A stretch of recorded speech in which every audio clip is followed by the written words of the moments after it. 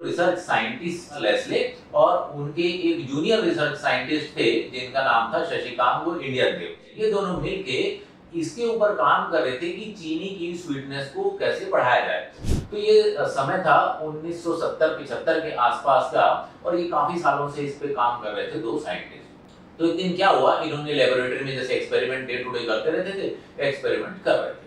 तो जो इनके जो प्रोफेसर थे, हेड थे, उन्होंने जो इंडियन इनके सब रिसर्चर थे जो उनके साथ रिसर्च कर रहे थे, उन्होंने कहा भाई देखो आज हमने ये नया प्रोडक्ट बनाया है, तो एक काम करो इसको टेस्ट कर लो। तो जो हमारे शशिकांत जी थे जो इंडिया वाले, उनको समझ में आया कि प्रोफेसर साहब ये कह के गए हैं इसे टेस्ट कर लो। तो उन्होंने उसको थोड़ा सा खाया और खाने के बाद देखा ये तो बड़ा मीठा लग रहा है, और वो दौड़े दौड़े गए अपने प्रोफेसर के को बताया जाके कि ये तो कुछ है जो काफी ज्यादा मीठा है, इसको देखो। तो फिर उन्होंने उसका स्टडी करना शुरू किया कि ये क्या बनाया था हमने और ये इतना मीठा कैसे बना। तो इसके पीछे की जो केमिस्ट्री है वो मैं आपको थोड़ी सी एक्सप्लेन करता हूँ। तो चीनी क्या होती है, चीनी को केमिस्ट्री की भाषा में आप इसको सुक्रोज कहते हैं। तो सुक्रोज क्या होता है, एक मॉलिक्यूल होता है ग्लूकोज का, एक मॉलिक्यूल होता है फ्रुक्टोज का।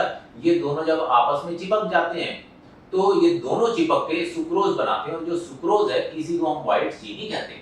तो इसमें आप देख रहे हैं ना, ये बहुत सारे OH group OH group OH group है, तो इसमें लगे हुए हैं। तो यहाँ पे क्या किया इन्होंने, जो ये 3 OH ग्रुप थे, इसका OH ग्रुप क्या होता है, अल्कोहल वाला ग्रुप होता है।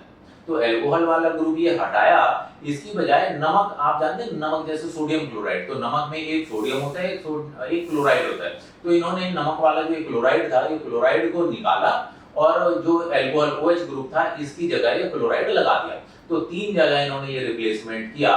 तो जैसे ही इन्होंने ये नमक वाला क्लोराइड इसमें लगाया तो इसकी मिठास जो है कई गुना बढ़ गई, और जब इन्होंने इसको टेस्ट किया तो इन्होंने पाया कि ये जो चीनी थी उसमें से अगर ये OH ग्रुप हटा के क्लोराइड ग्रुप लगा दे तो सेम चीनी 600 गुना ज्यादा मीठी हो जाती है।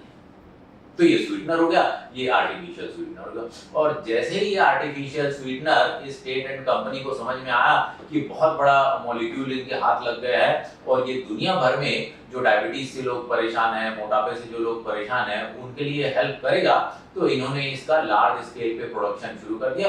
और जैसे ही ये मार्केट में पहुंचा, रातों रात इसमें धूम मच गई, और दुनिया में ग्लोबली जो है सबसे ज्यादा बिकने वाला स्वीटनर ये बन गया। और आज की डेट में भी सबसे ज्यादा बिकने वाला स्वीटनर सुक्रालोज है। रीजन क्या है कि इसके खाने के बाद वो जो बिटरनेस आती है वो बिटरनेस नहीं है।